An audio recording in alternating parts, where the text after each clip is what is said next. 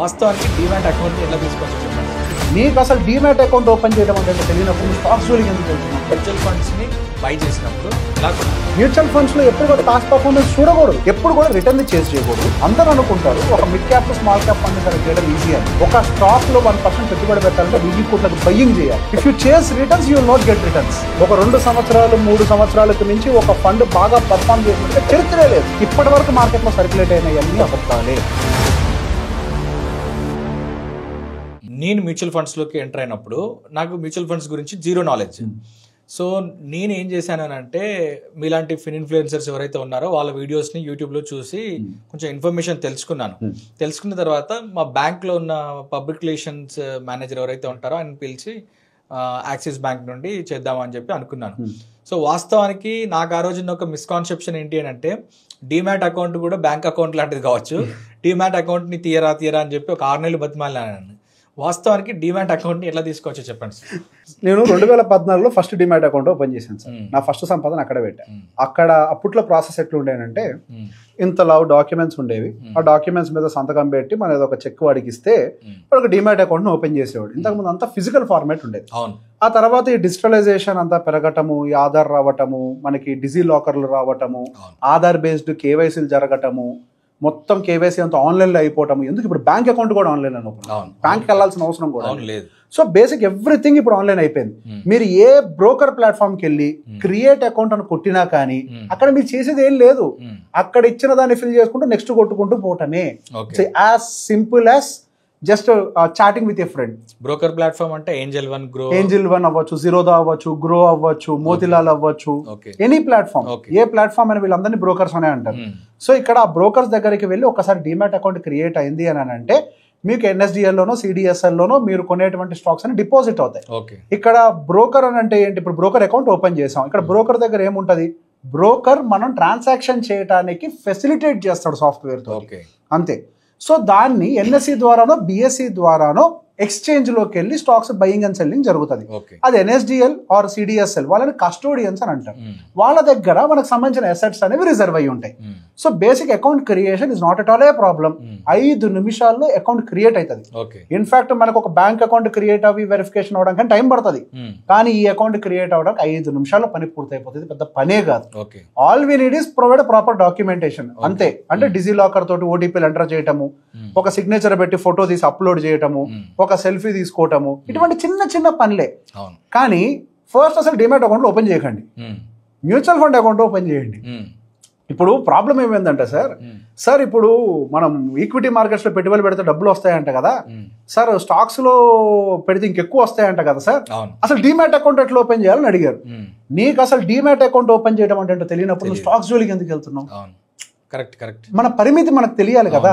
మనకు ఒక హ్యాండ్ కావాలి, ఆ హ్యాండ్ ఏదై ఉంటది? మ్యూచువల్ ఫండ్ కదా. Go with the mutual fund. ఇప్పుడు జీరోదా వాళ్ళది అయితే జీరోదా బై కాయిన్ అని ఉంది, ఈటీ మనీ అని ఉంది. ప్రతి ఒక్క బ్రోకర్ దగ్గర మళ్ళీ ఒక మ్యూచువల్ ఫండ్ ప్లాట్ఫామ్ ఉంటది, లేదా డైరెక్ట్ గా AMC వెబ్సైట్ లోకి వెళ్ళి లాగిన్ అవ్వచ్చు.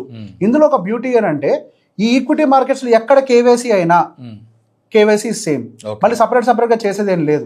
జస్ట్ మన డీటెయిల్స్ సబ్మిట్ చేసి లాగిన్ అవటమే, అంతే. ఏదో ఒక్క చోట KYC జరుగుతుంది. ఆ KYC వెరిఫికేషన్ మేబీ ఒక అస్సలు లేనోడికైతే 2-3 డేస్ టైం పడుతుంది. ఆల్రెడీ KYC వెరిఫికేషన్ ఉంటే అకౌంట్ లాగిన్ వెంటనే అవుతుంది, అంతే తేడా. సో KYC ఎక్కడైనా కానీ you can open your account. For example నేను కాయిన్ లో ఇన్వెస్ట్ చేయను, నాకు నమ్మకం లేదని అంటే ఓకే, డైరెక్ట్ గా మనకి క్యామ్స్ ఉంది, KFinTech ఉంది, దాని నుంచి ఇన్వెస్ట్ చేయండి. క్యామ్స్ KFinTech ని రిజిస్ట్రార్స్ అని అంటారు మార్కెట్ లో. అంటే మనం చేసేటువంటి ప్రతి ట్రాన్సాక్షన్ వాళ్ళ త్రూ వెళ్తూ ఉంటాయి, వాళ్ళే డేటా ఎక్స్చేంజ్ చేస్తూ ఉంటారు అందరికి. అంటే మన భూమి కొని అమ్మినప్పుడు ఎటువంటి రిజిస్ట్రేషన్ ఏదైతే ఒక ప్రాసెస్ రిజిస్టర్ ఆఫీస్ ఉంటుందో, ఇక్కడ క్యామ్స్ అండ్ KFinTech ఉంటాయి. క్యామ్స్ లో 20 AMCలు ఉంటాయి, KFinTech లో 20 AMCలు ఉంటాయి. ఆ రెండు కలిపి వాళ్ళిద్దరు MF సెంటర్ లో ఒకటి పెట్టారు, అందులోకి లాగిన్ అవ్వండి. థర్డ్ పార్టీ వెబ్సైట్లు ఏం అవసరం లేదు, దాని నుంచి ఇన్వెస్ట్మెంట్లు చేయండి. డైరెక్ట్ గా డీమ్యాట్ జోలికి వెళ్ళొద్దు. Demat is a very big subject. Account open చేసినంత ఈజీగా అందులో డబ్బులు రావు. అంటే డీమ్యాట్ అకౌంట్ లేకుండా కూడా మ్యూచువల్ ఫండ్స్ అవసరం లేదు. డీమ్యాట్ అకౌంట్ అసలు మ్యూచువల్ ఫండ్ అకౌంటే, అసలు డీమ్యాట్ తో సంబంధం లేదు. ఆ డీమ్యాట్ హోల్డింగ్ లో కూడా పెట్టుకోవచ్చు మ్యూచువల్ ఫండ్స్, కానీ డీమ్యాట్ అవసరం లేదు. యా, మ్యూచువల్ ఫండ్ కి మ్యూచువల్ ఫండ్ అకౌంట్ చాలు.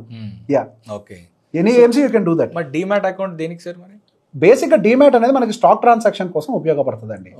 Yeah, even mutual fund transaction కూడా డీమ్యాట్ వాడతారు, కానీ demat is not mandatory for mutual fund. 5 minutes లోనే అయిపోయినప్పుడు తీసుకుంటే బెటర్ కదా. తీసుకోవచ్చు, కానీ తీసుకున్న దగ్గర నుంచి చేతులు ఖాళీ ఉండవు కదా. అదే అదే ప్రాబ్లం ఏంటంటే సార్, కొన్ని విషయాలు మనం తెలుసుకోకపోవడం మంచిది. అవును. ఇప్పుడు అణుబాంబు ఎలా తయారు చేయాలి అనేది యూట్యూబ్ లో ఉండకూడదు. ఇట్లాంటివి కూడా అంతే, కొన్ని ఉండకూడదు. Okay okay. సో ఇప్పుడు మనం ఈ బ్రోకరేజ్ యాప్స్ ద్వారా మనము మ్యూచువల్ ఫండ్స్లోకి డీమ్యాట్ అకౌంట్ ఓపెన్ వచ్చాము. వచ్చిన తర్వాత మ్యూచువల్ ఫండ్స్లోనే మన స్టాక్ సెలెక్ట్ చేసుకోవాలనుకున్నప్పుడు అందులో మనకు small cap, mid cap, large cap అని కనపడుతుంటాయి. తర్వాత మనకి equity mutual funds, debt mutual funds, hybrid mutual funds అని కనిపిస్తుంటాయి. తర్వాత ఒక హోల్ లిస్ట్ ఆఫ్ కంపెనీస్ అందులో ఇవి కనిపిస్తుంటాయి. మోతిలాల్ ఒస్వాల్, నిప్పాన్, ఫరాక్ ఫరేక్ అని చెప్పి ఇలా కనిపిస్తుంటాయి. సో నాలాంటి వాడు ఏం చేస్తాడనంటే దాని పాస్ట్ పర్ఫార్మెన్సెస్ని చూసి 3 సంవత్సరాలకి ఎంత, 5 సంవత్సరాలకి ఎంత వచ్చిందని చెప్పి చూసి ఓ పేపర్ మీదనో ఇక్కడ రాసుకొని అబ్బాయి ఇది బాగా వస్తుందని చెప్పేసి చేస్తాడు. వాస్తవానికి మ్యూచువల్ ఫండ్స్ని బై చేసినప్పుడు ఎలా కొనాలి? సో పాస్ట్ పర్ఫార్మెన్స్ చూడాలి అని చెప్పేసి మీరు కూడా ఒక కేటగిరీ పెట్టుకున్నారంటే డెఫినెట్గా ఎవరు యూట్యూబ్లో చెప్పుకుని ఉంటారు. యూట్యూబ్లో పాస్ట్ పర్ఫార్మెన్స్ చూడండి, వాళ్ళ ఎక్స్పెన్స్ రేషియో చూడండి, ఇటువంటి 4-5 అంశాలు చెప్పుకుని ఉంటారు. Before selecting a mutual fund consider these issues అని. సో బేసిక్గా నేను అవుట్లెట్గా వాటిని కొట్టిపడేస్తా. I challenge and I question this, అసలు ఏ ఎలిజిబిలిటీతో వాళ్ళు ఆ మాటలు చెప్పారు? పాస్ట్ పర్ఫార్మెన్స్లో బాగున్నాయి అని అంటే నెక్స్ట్ పర్ఫార్మెన్స్ బాగుంటుంది అని ఎక్కడైనా చరిత్రలో ఉందా? చరిత్రే లేదు. ఒక 2 సంవత్సరాలు 3 సంవత్సరాలకు మించి ఒక ఫండ్ బాగా పర్ఫామ్ చేసినట్టుగా చరిత్రే లేదు. పోనీ ఆ ఫండ్ను మేనేజ్ చేసే ఫండ్ మేనేజర్ గ్యారంటీ ఇస్తాడా?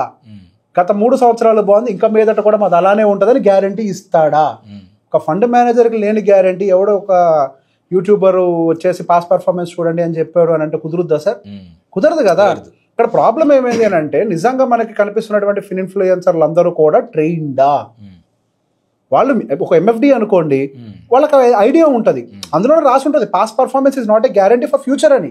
చదువుకునేటప్పుడు వాళ్ళకి చదవలేదు కాబట్టి అవి మాట్లాడుతున్నారు, చదువుకునేటికైతే తెలుస్తుంది. దానివల్ల ఏమైంది అని అంటే మిస్కాలిక్యులేషన్స్లో చాలా మంది మ్యూచువల్ ఫండ్స్లో కూడా లాస్ట్లో ఉన్నారు. మ్యూచువల్ ఫండ్స్లో ఎప్పుడు కూడా పాస్ట్ పర్ఫార్మెన్స్ చూడకూడదు. ఇప్పుడు మీరు చెప్పారు large cap, mid cap, small cap. అసలు ఫస్ట్ మ్యూచువల్ ఫండ్ వ్యవస్థను మనం అర్థం చేసుకునే ప్రయత్నం చేయాలి. మ్యూచువల్ ఫండ్ వ్యవస్థలో దాదాపుగా 35 నుంచి 36 కేటగిరీల ఫండ్స్ ఉంటాయి. కేటగిరీల funds, mutual funds, equity funds అయితే 2500 పైపెచ్చే ఉంటాయి. ఏది సెలెక్ట్ చేయాలి, ఎలా సెలెక్ట్ చేయాలి అంటే ఒక చిన్న సింపుల్ ప్రాసెస్ చెప్తా. మనకి ఫస్ట్ కేటగిరీ వచ్చేసరికి మనకి డైవర్సిఫికేషన్ బేస్డ్ అని ఉంటుంది. నెక్స్ట్ వచ్చేసరికి థిమాటిక్ అండ్ సెక్టరియల్ బేస్డ్ అని ఉంటుంది. నెక్స్ట్ వచ్చేసరికి క్యాపిటలైజేషన్ బేస్డ్ అని ఉంటుంది. క్యాపిటలైజేషన్ బేస్డ్ అంటే large cap, mid cap, small cap, large and mid, వీటన్నిటిని కూడా మనము క్యాపిటలైజేషన్ అంటాం. క్యాపిటలైజేషన్ అని అంటే ఏంటి? దానికి ఉన్నటువంటి సైజ్, కంపెనీ సైజ్ అంతే, దాన్ని క్యాపిటలైజేషన్ అంటారు. సో ఫస్ట్ 500 కంపెనీస్ ని మనము మిడ్, స్మాల్, లార్జ్ లో విభజించబడి ఉంటాయి. ఎంత వాల్యుయేషన్ ఉంది ఆ కంపెనీ సైజ్ ని బట్టి ఉంటుంది. సో బేసిక్ గా మిడ్, స్మాల్, లార్జ్ ఇది క్యాపిటలైజేషన్ బేస్డ్. తర్వాత వస్తే డైవర్సిఫికేషన్ బేస్డ్ అంటే ఫ్లెక్సీ క్యాప్, మల్టీ క్యాప్, ఇటువంటివన్నీ కూడా అందులోకి వస్తూ ఉంటాయి. ఆ తర్వాత వచ్చేసి థిమాటిక్ అండ్ సెక్టోరియల్ అంటే IT based mutual funds, pharmaceutical based, వీటన్నిటిని thematic and sectorial based mutual funds అని అంటారు. అసలు ఫస్ట్ మనం ఎటువంటి మ్యూచువల్ ఫండ్ తీసుకోవాలి? ఎప్పుడు కూడా రిటర్న్ చేసి చేయకూడదు. మనం తీసుకునేటప్పుడు అసలు ఫస్ట్ మన లెవెల్ ఏంటి అంటే మనకు ఎంత నాలెడ్జ్ ఉంది, నిజంగా నాకు యాక్టివ్గా ట్రాక్ చేసేటువంటి సత్తా ఉందా? అందరూ అనుకుంటారు ఒక mid cap, small cap fund select చేయడం ఈజీ అని, కానీ నన్ను అడిగితే అదే మోస్ట్ రిస్కీ అంట. ఎందుకు? గతంలో ఒక లార్జ్ క్యాప్ కంటే కూడా ఒక స్మాల్ క్యాప్ 5 సంవత్సరాల పాటు అండర్ పర్ఫార్మ్ చేసిన చరిత్ర ఉంది. కరెక్ట్గా అదే సంవత్సరాలు మీకు ఏదైనా అవసరం వస్తే మరి అది కష్టం కదా. కొద్ది గొప్ప easier way of picking up a fund is multi cap and flexi cap. ఎందుకు? అక్కడ అట్లీస్ట్ ఫండ్ అడ్వైజర్ కొన్ని నిర్ణయాలు తీసుకోవడానికి వెసులుబాటు ఉంటుంది. ఇప్పుడు ఒక మల్టీ క్యాప్ అంటే ఏంటి? 25% large cap, 25% small cap, 25% mid cap, ఆ పైన 25 ఫండ్ మేనేజర్ డిసిషన్ తీసుకుంటాడు. మిడ్లో పెట్టాలా, లార్జ్లో పెట్టాలా, స్మాల్లో పెట్టాలా, టైంని బట్టి డిసిషన్ తీసుకుంటాడు. ఫ్లెక్సీ క్యాప్ అంటే ఏంటి? ఎక్కడ ఉండాలో ఆయన చాయిస్, ఎంత పర్సెంటేజ్లో ఉండాలో కూడా ఆయన choice. So someone will take a decision on hour behalf. సహజంగా మనం మిడ్ క్యాప్, స్మాల్ క్యాప్ లాంటివి ఎందుకు పిక్ చేస్తాం? రిటర్న్ ఎక్కువ వస్తుంది అని. మళ్ళీ అది తప్పు. You are chasing returns again. If you chase returns you will not get returns. బోర్లా పడిపోతాం. ఎప్పుడైనా ఒక స్టెబిలిటీ మీద ఫోకస్ చేయాలి. ఫస్ట్ మనకు ఉండాల్సిన తమ్ముడు ఏంటంటే ప్రొటెక్ట్ ద క్యాపిటల్. అది స్టేబుల్గా పెరగాలి, ఫాస్ట్గా పెరగద్దు, ఫాస్ట్గా పడద్దు. ఆ స్టెబిలిటీ ఎక్కడ దొరుకుతుందో చూసుకుంటే మనం అందులో పిక్ చేసుకోవాలి. రిటర్న్స్ బేస్డ్ సెలెక్ట్ చేయకూడదు. అగైన్ ఆ మల్టీ క్యాప్ ఫ్లెక్సీ క్యాప్ అయినా రిటర్న్ బేస్డ్ చేయకూడదు. ఇప్పుడు మనం పెట్టుబడి పెట్టేటప్పుడు నెక్స్ట్ 5 సంవత్సరాల్లో ఎటువంటి సెక్టార్స్ పర్ఫామ్ చేసే అవకాశాలు ఉన్నాయో ఒక బేసిక్ రీసెర్చ్ చేయాలి. ఆ బేసిక్ రీసెర్చ్ చేసిన తర్వాత ఆ ఫండ్కి సంబంధించిన ఫ్యాక్ట్ షీట్ ఓపెన్ చేస్తే వాళ్ళు ఏ సెక్టార్స్లో ఉన్నారు, ఏ స్టాక్స్లో ఉన్నారు, వాటి యొక్క వాల్యుయేషన్స్ ఎలా ఉన్నాయి, అన్ని డీటెయిల్స్ అందులో ఉంటాయి. మనం అవన్నీ చూసుకున్న తర్వాత ఎస్ ఇప్పుడు నెక్స్ట్ ఫ్యూచర్ గ్రోత్ స్టోరీకి ఇది ఇన్లైన్డ్గా ఉంది, సో నేను ఇది పిక్ చేయాలి అని చెప్పేసి మీరు పక్కకు పెట్టుకోవాలి. రెండోది ఫండ్ సైజ్ పెద్దగా ఉంటే సెలెక్ట్ చేయండి అని అంటారు. అసలు ఫండ్ సైజ్ పెద్దగా ఉంటేనే ఫండ్ మేనేజర్కి అసలు ఛార్జెస్ స్టార్ట్ అవుతాయి. అందరూ అనుకుంటారు ఫండ్ సైజ్ పెద్దగా అయితే బాగా రిటర్న్స్ వస్తాయని. ఇప్పుడు ఒక సింపుల్ లెక్క చెప్తా. కొన్ని ఫండ్స్ మన దగ్గర 1,00,000 కోట్లకు కూడా వెళ్ళినాయి. అవును. ఇప్పుడు 1,00,000 కోట్లలో ఒక 1% మార్చాలి అని అంటే ఎంత? 1000 కోట్లు మార్చాలి. ఒక స్టాక్లో 1% పెట్టుబడి పెట్టాలంటే 1000 కోట్లకు బయ్యింగ్ చేయాలి. 1000 కోట్లకి బయ్యింగ్ చేయడానికి అసలు మార్కెట్లో లిక్విడిటీ దొరకదు. సో వాళ్ళు నిదానంగానే ఎగ్జిక్యూట్ చేయాలి. ఫండ్ సైజు పెరిగింది అని అంటే అది లాభాలను కలుపుకొని పెట్టిన పెట్టుబడులు అన్నింటినీ కలుపుకొని అది అంత దూరం వెళ్ళింది నిజమే, కానీ అంత యాక్టివ్గా రిటర్న్స్ ఇస్తుందని అంటే ఇవ్వకపోవచ్చు. ఇంకొక పాయింట్ మీరు గుర్తుపెట్టుకోవాల్సింది, అది 1,00,000 కోట్ల దాకా వచ్చింది అని అంటే అది గతంలో 0 నుంచే మొదలైంది. ప్రతి ఫండ్ అక్కడే మొదలవుద్ది. మీరు ఎదగాలి అంటే ఎక్కడ పెట్టాలి? ఎదగడానికి స్కోప్ ఉన్న దాంట్లో పెట్టాలి. అంటే క్యాష్ ఫ్లో ఫ్రీగా ఉండాలి. ఇప్పుడు ఫర్ ఎగ్జాంపుల్ ఒక 5,000 కోట్లు ఫండ్ అనుకోండి, 1% అంటే ఎంత? 50 కోట్లు. 50 కోట్లకి ఈజీగా లిక్విడిటీ దొరుకుతుంది మార్కెట్లో. మనమేమనుకుంటాం పెద్ద సైజ్ ఫండ్ అంటే పెద్ద రిటర్న్స్ వస్తాయి. నో, ఫండ్ మేనేజర్కి ఫ్లెక్సిబిలిటీ ఉండాలి, టక్కున అమ్మగలగాలి అవసరమైతే. పెద్ద సైజ్ ఫండ్స్లో అది ఉండదు. ఇప్పటి వరకు మార్కెట్లో సర్క్యులేట్ అయిన అన్ని అబద్ధాలే. పాస్ట్ రిటర్న్స్, పెద్ద ఫండ్ సైజు, తక్కువ ఎక్స్పెన్స్ రేషియో, ఇవన్నీ పచ్చబద్దాలు.